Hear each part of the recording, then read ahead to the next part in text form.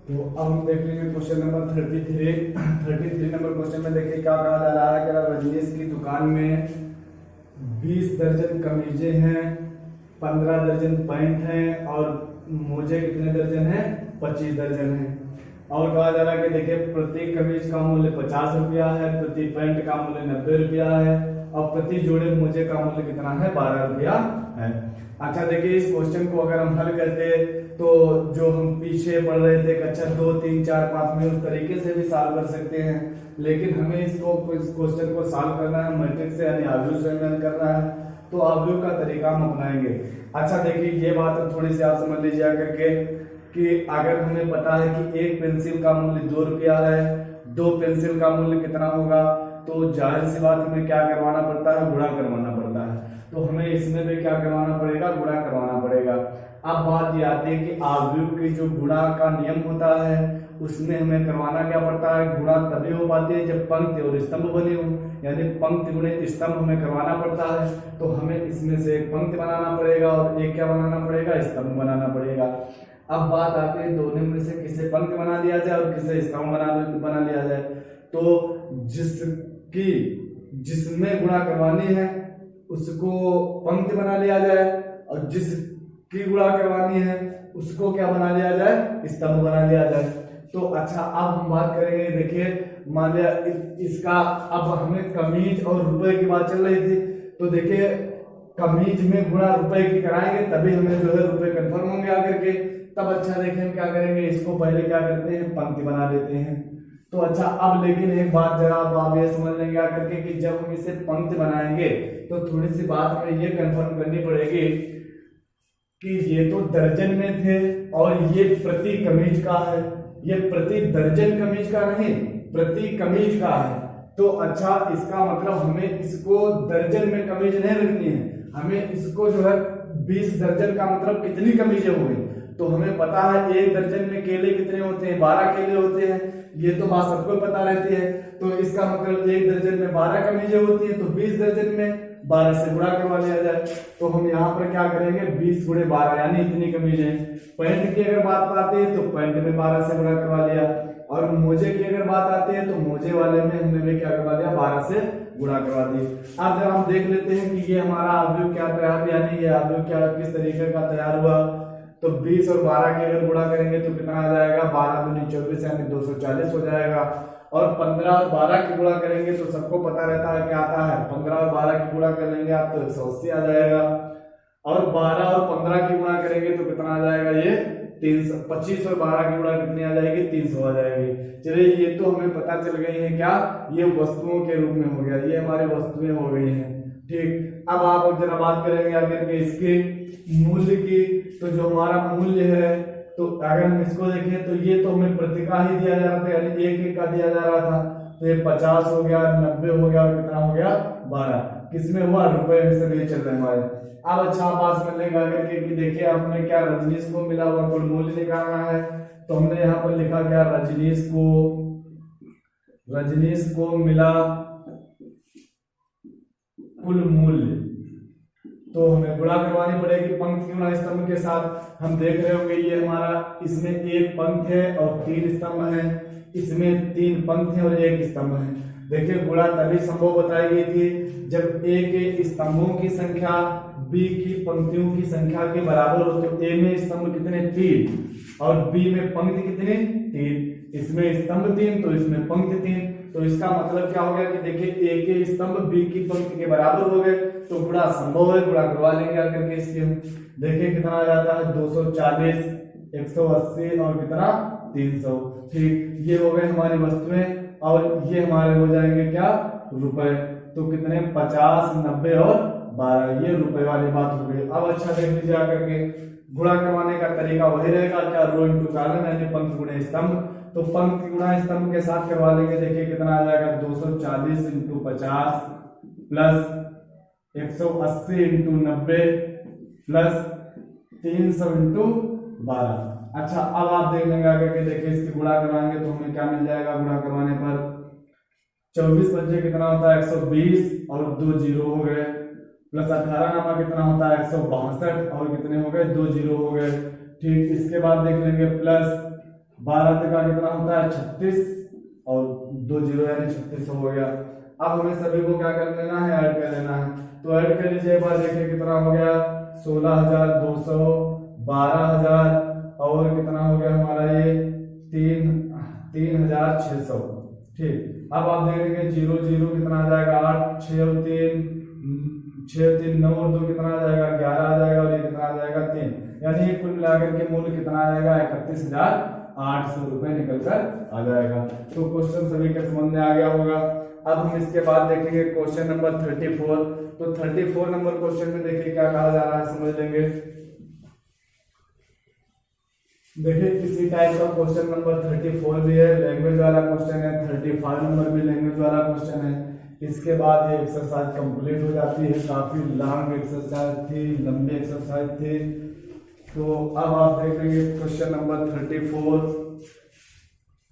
34 number में देखिए क्या कहा जा रहा है। कह रहा देखिए किसी व्यापारी संघ के पास 30,000 रुपए के 2 कोष हैं। ठीक, इन्हें भिन्न भिन्न बांडों में निवेशित करना है। तो अच्छा 30,000 रुपए के 2 कोष हैं, तो इसके हम 2 भाग मान लेते हैं। माना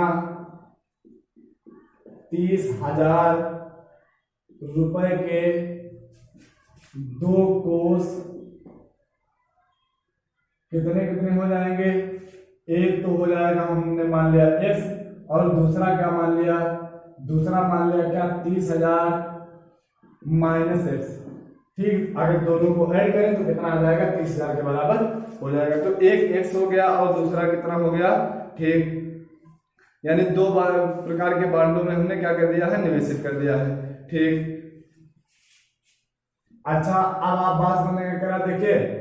तो अच्छा यहां से अगर हम बात करें तो हमारा ये प्रथम बांड क्या हो गया, प्रथम बांड हो गया हमारा x और द्वितीय बांड हो गया कितना, द्वितीय बांड हो गया हमारा कितना 30,000 माइनस x।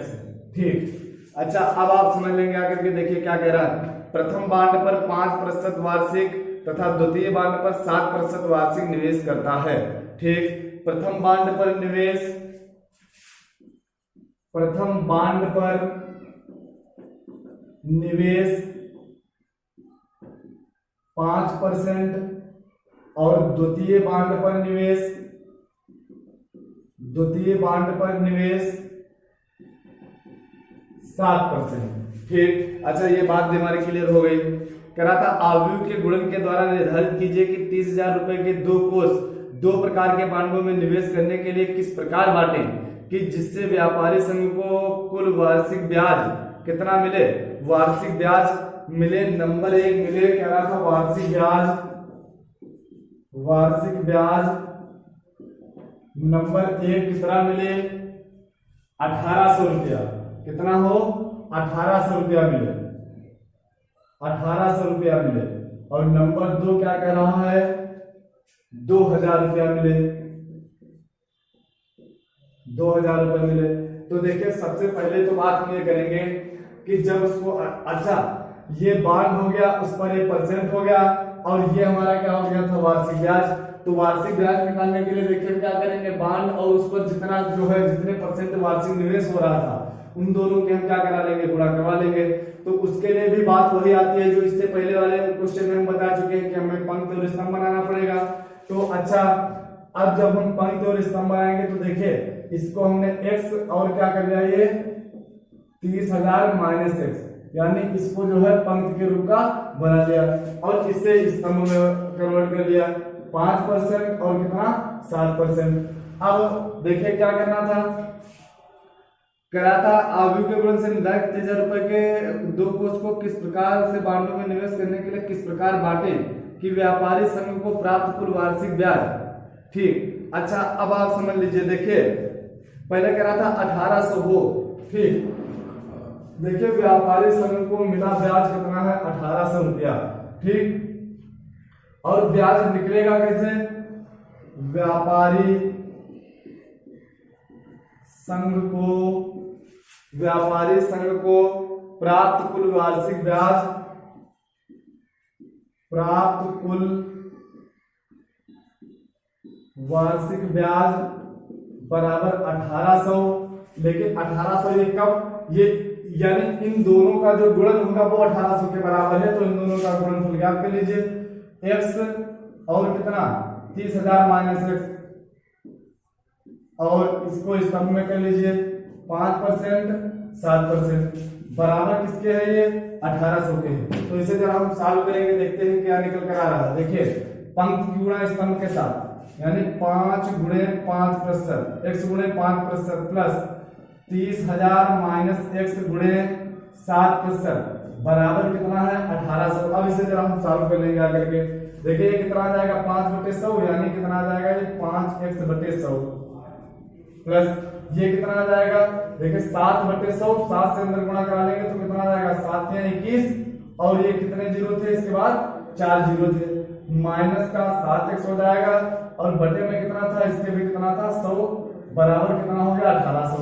100 एलसीएम लेंगे, इधर गुणा करवा देंगे तो उधर 100 से गुणा करवा देंगे, इधर क्या हो गया हमारा 5x प्लस 21, और ये कितने हमारे हो गए, यानी 4 जीरो हो गए, फिर और माइनस का 7x इज इक्वल टू कितना आ जाएगा 1800 के बाद ये जो 100 एलसीएम हमने लिया था उधर गुणा कराएंगे, इसके 2 जीरो हमने बढ़ा लिए। अब हम ये देखेंगे कि देखिए 7x से 5x जाएगा तो बचेगा कितना, माइनस का 2x is equal to,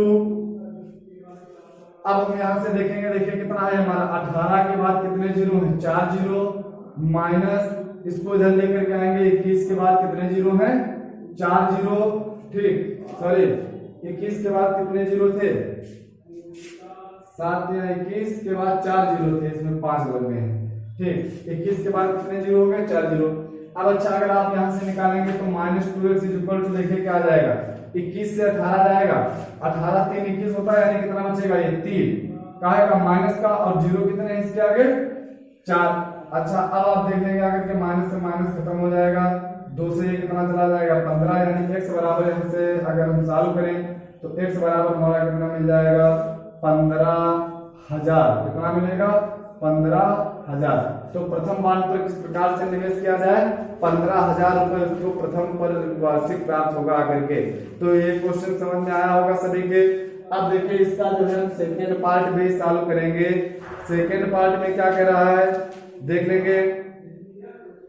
second part जब उसको कह रहा था वार्षिक ब्याज कितना प्राप्त हो, 2,000 रुपया प्राप्त हो, ठीक, वार्षिक ब्याज जब कितना प्राप्त हो, इसको 2,000 रुपया प्राप्त हो।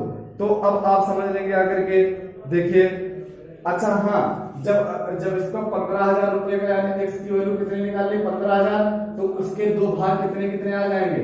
अब इसके 30,000 के 2 भाग यहां से देख लेते हैं, लिखते हैं क्या, 30,000 के 2 भाग, 30,000 के 2 भाग कौन कौन से आ जाएंगे, एक तो x जो हमारा निकला कितना 15,000 माइनस, और दूसरा क्या आ जाएगा 30,000 माइनस x का मतलब कितना 15,000, यानी ये भी कितना आ जाएगा 15,000।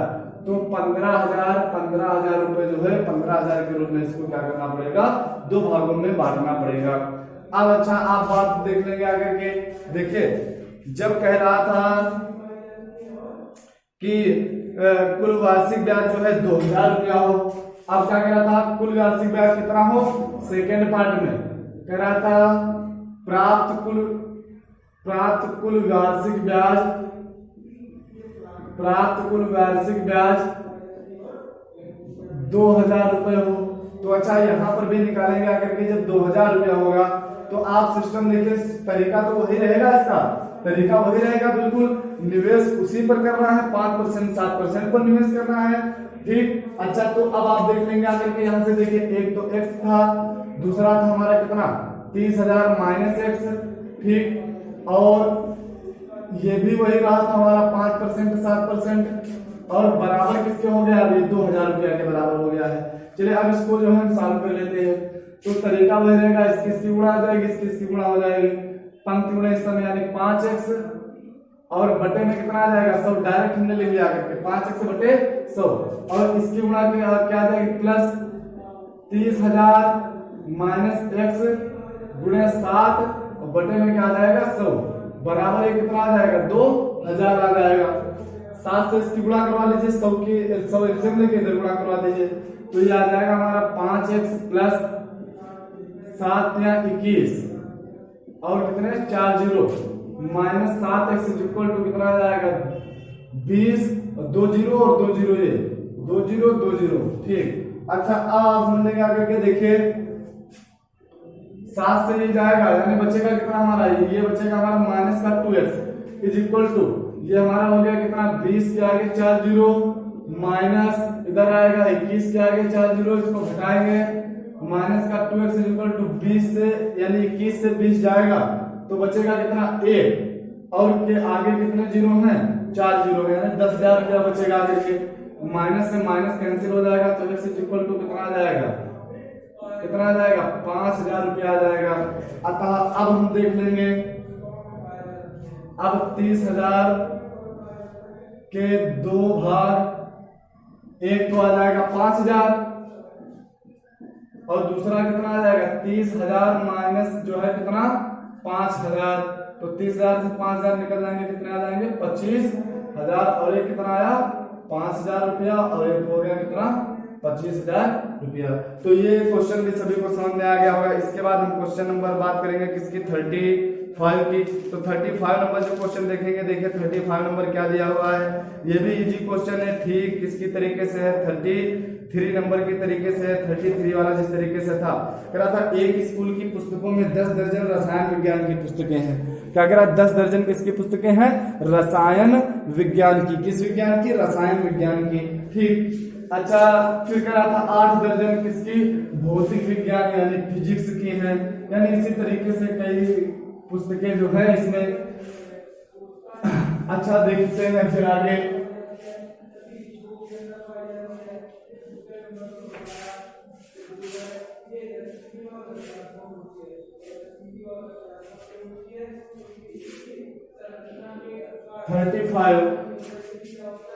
किसी स्कूल की पुस्तकों की दुकान में, स्कूल में पुस्तकों की दुकान में क्या करा 20 दर्जन, क्या करा 10 दर्जन रसायन विज्ञान की पुस्तकें। ठीक, अच्छा 10 दर्जन रसायन विज्ञान की पुस्तकें, रसायन विज्ञान की पुस्तकें कितनी हैं 10 दर्जन। ठीक, अच्छा इसके बाद 8 दर्जन भौतिक विज्ञान, भौतिक विज्ञान कितने 8 दर्जन, और जो है 10 दर्जन अर्थशास्त्र की पुस्तकें हैं। अर्थशास्त्र की पुस्तकें कितनी हैं 10 दर्जन। ठीक, अब देखिए आपसे क्या कह रहा है, इन पुस्तकों का विक्रय मूल्य, इन पुस्तकों का विक्रय मूल्य। ठीक, पुस्तकों का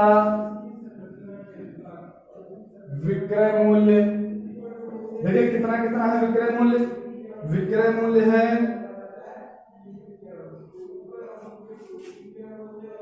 रसायन विज्ञान का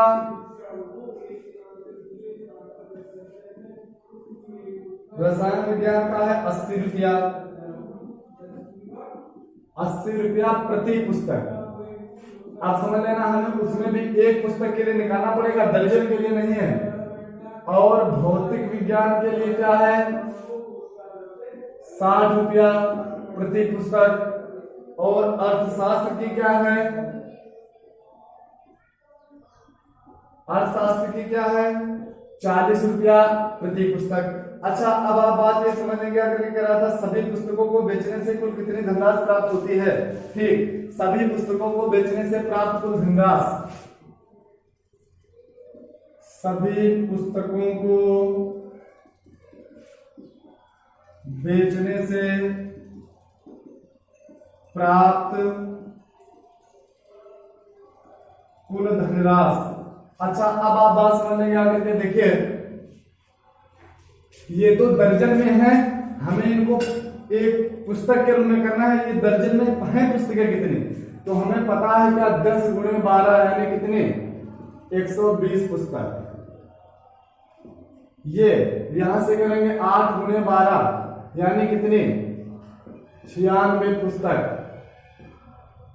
और 10 गुणे 12 यानी कितने 120 पुस्तक, यानी टोटल इतनी पुस्तकें हैं।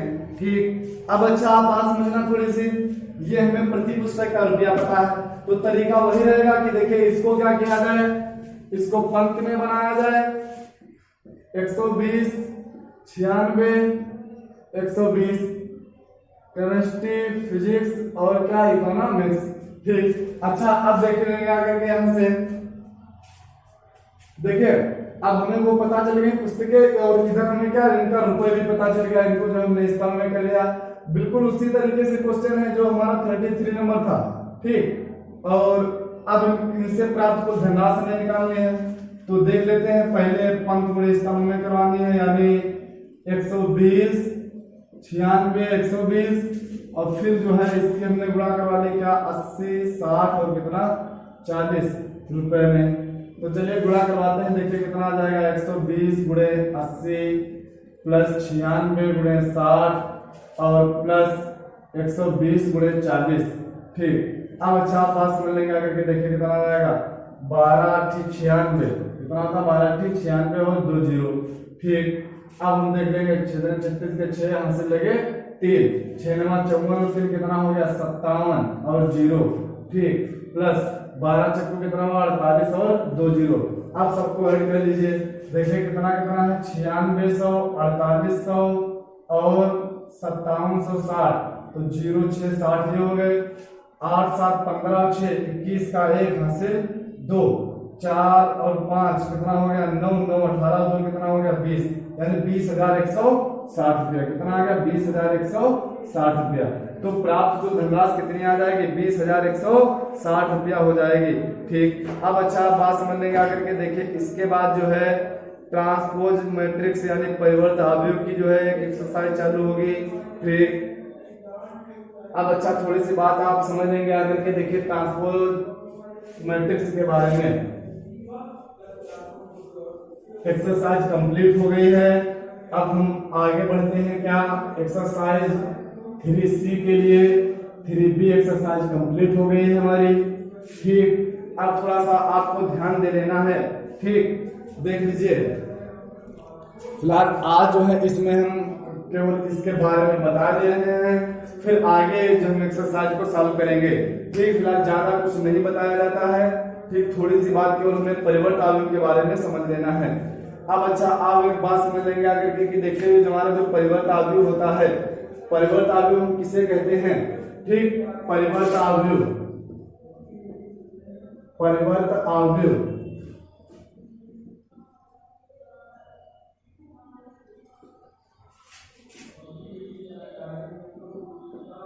ठीक, अब अच्छा आप बात समझ लेंगे आकर के इसकी, देखिए ट्रांसपोज मैट्रिक्स यानी परिवर्त अवयव की। यदि देखिए हम क्या करें, यदि पंक्तियों को स्तंभ में, यदि पंक्तियों को स्तंभ में और स्तंभ को पंक्तियों में कन्वर्ट कर लें, पंक्तियों को स्तंभ में और स्तंभ को पंक्तियों में कन्वर्ट कर लें, तो इस प्रकार का जो हमारा अवयव बनेगा उसे हम परिवर्त अवयव कहेंगे।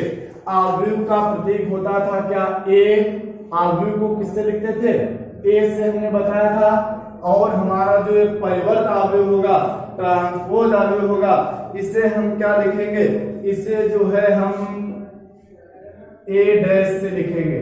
किससे लिखेंगे ए डैश से लिखेंगे, या जो है ट्रांसपोज लग जाता है तो इसका मतलब ए की पावर टी से भी इसको लिखा जा सकता है। तो परिवर्त अवयव के बारे में आपको समझ में आ गया होगा कि यदि पंक्ति को स्तंभ में और स्तंभ को पंक्ति में लिख दिया जाए तो इस प्रकार का जो अवयव होगा क्या कहलाएगा, क्या कहलाएगा, परिवर्त अवयव कहलाएगा। तो इतने क्वेश्चन आपको समझ में आ गए होंगे। अब देखिए अगर हम बात करें एक्सरसाइज 3C की, तो आप लोग एक्सरसाइज को सॉल्व करने की कोशिश करिए। जो है हमारा वीडियो काफी लंबा हो रहा है तो इसलिए हम वीडियो को यहीं पर समाप्त कर रहे हैं। आगे फिर हम मिलते हैं क्या एक्सरसाइज 3C में, एक्सरसाइज 3C में नेक्स्ट वीडियो में।